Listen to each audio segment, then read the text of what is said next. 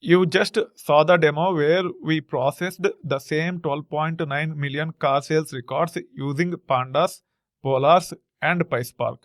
You watched the code run, saw the syntax differences, and observed the performance. Now let's analyze what you saw and figure out what it means for your actual work. We did this intentionally. Demo first, then presentation. You already saw the live code running on 12.9 million rows. You watched Pandas loop through 120 files, Polars read them with a wildcard, and PySpark process them through its session. You saw real performance, not theoretical benchmarks. Now we are going to break down what happened and why it matters. Once again, let me recap the data. We worked with 12.9 million car sales records spread across 120 CSV files, one per month for 10 years. Each record has 15 columns covering sale details, car information, and business data across 10 US states.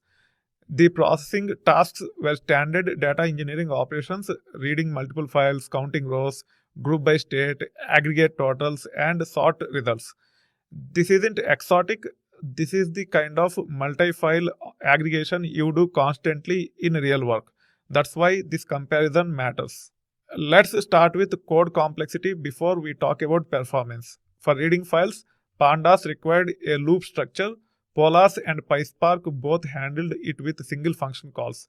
For counting, Pandas needed iteration and manual summing, while Polars and PySpark had direct methods. For grouping by state, Pandas looped and concatenated results, while Polars and PySpark performed single aggregations. Total lines of code, Pandas is way more than 10 lines, Polars is 3 lines, and PySpark is just 4 lines. When compared to Pandas and PySpark, Polars gave us the cleanest, simplest syntax for this scale. When you are doing this operation hundreds of times, that simplicity compounds. Here is the actual code side by side for reading the 120 files. Pandas uses glob to iterate through files. For each file, you call read_CSV. It's explicit, you control every step, which means you write every step. Polars, one line with a wildcard pattern. The library handles the iteration internally and returns a single data frame with all the data. PySpark, also a single call after the session setup. Point it at the directory, tell it there are headers, let it infer the schema. All three load the same 120 files and give you 12.9 million rows. The difference is how much code you write and how explicit versus abstracted the process is. After processing, here are the results. Top 5 states by total sales. Texas 48.4 billion from 1.29 million transactions. New York, Ohio, Pennsylvania, North Carolina, all roughly the same. Each state processed about 1.3 million sales, totaling around 48 billion. What is the critical point here? The critical point is all three libraries gave exactly the same answer.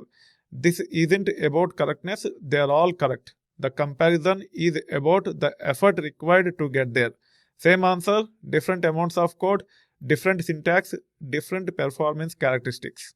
Now let's talk about constraints related to Polars and PySpark, which you didn't see in the demo.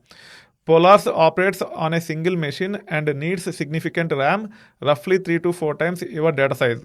So 10 GB of data means you need about 40 GB of RAM, and it's not distributed. It scales up on bigger machines, not out across clusters. Within the single node, it will use the multiple CPUs and memory to the maximum possible extent, and it will speed up the process. When it comes to Polars, the sweet spot is 10 to 25 GB of data on a machine with 64 to 128 GB RAM. The ecosystem of Polars is also smaller. We have fewer integrations and tutorials compared to Pandas or Spark. Even when you use Polars or Spark, you need to have knowledge about Pandas, because Pandas ecosystem is too big. Once the data is processed using Polars or Spark, the final outcome might still be processed using Pandas. That being said, when it comes to PySpark, its issue at this scale is overhead. You saw the initialization time in the demo, cluster management coordination, stage execution costs. On a single machine with 12.9 million rows, that overhead hurts. But when your data genuinely exceeds single machine capacity, that overhead becomes justified. Understanding these limits helps you avoid choosing the wrong tool. Before the decision framework, let's acknowledge the fourth option, which is nothing but cloud data warehouses. What are the examples of cloud data warehouses? They are nothing but BigQuery, Snowflake, Databricks, Redshift, etc. All these cloud data warehouses work differently. You store terabytes or petabytes total, but you process 10 GB to 500 GB per job. You are not scanning everything, you are querying specific partitions using materialized views, running incremental jobs. This works great for structured data with SQL patterns and cloud infrastructure. Partitioning, scheduled pipelines, proper optimization can reduce hours to minutes. But it doesn't fit everything. Complex multi-terabyte single jobs, custom ML or machine learning that can be expressed in SQL, real-time streaming, for those you are back to Pandas, Polars or PySpark. If cloud warehouses fit your work and you have them, use them. Don't overcomplicate. When it comes to the decision making, here is the practical framework. If your data size is under 5 GB, Pandas works fine. You can use it for exploration, prototyping, or when your team knows it well. If your data size is 10 to 25 GB on a single machine where performance matters, you can go with Polars. Polars is fast. The code with respect to Polars is clean. It also fits on one powerful machine very well. Many times we might have to combine Polars with Pandas to get final outcome. In case if your data size is in the range of 10 to 500 GB per job with SQL Analytics patterns, then you have to go with cloud data warehouses such as BigQuery, Snowflake, Databricks or Redshift. You need to leverage what you have when it comes to cloud data warehouse. In case if your data size is over 500 GB per job or it requires complex machine learning, streaming or genuinely distributed needs, then PySpark with proper cluster infrastructure is the way to go. When it comes to our 2 GB demo dataset, Polars was optimal, but your data need not be 2 GB. You need to match the tool to your actual scale. Here are the 4 key points to remember. The first one is nothing but Polars needs 3 to 4x RAM versus data size. It's not magic. It's memory intensive optimization. You need to budget accordingly. When it comes to second key takeaway, it is nothing but cloud warehouses process jobs. Even though they store terabytes to petabytes of data, we don't need to process the entire data in each and every query. It means we will not process the entire warehouse every time. Your jobs typically query specific tables and specific partitions, not everything in every job.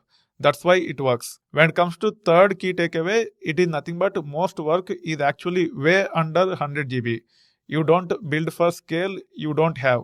Start simple, scale when needed. The fourth and final key takeaway is nothing but match the tool to actual scale, not theoretical maximum, what you are processing today. We will be providing the demo notebooks and also this presentation. You can go through the details, practice by yourself and understand the key differences between all the 3 popular data processing libraries in Python, which are nothing but Polars, Pandas and PySpark.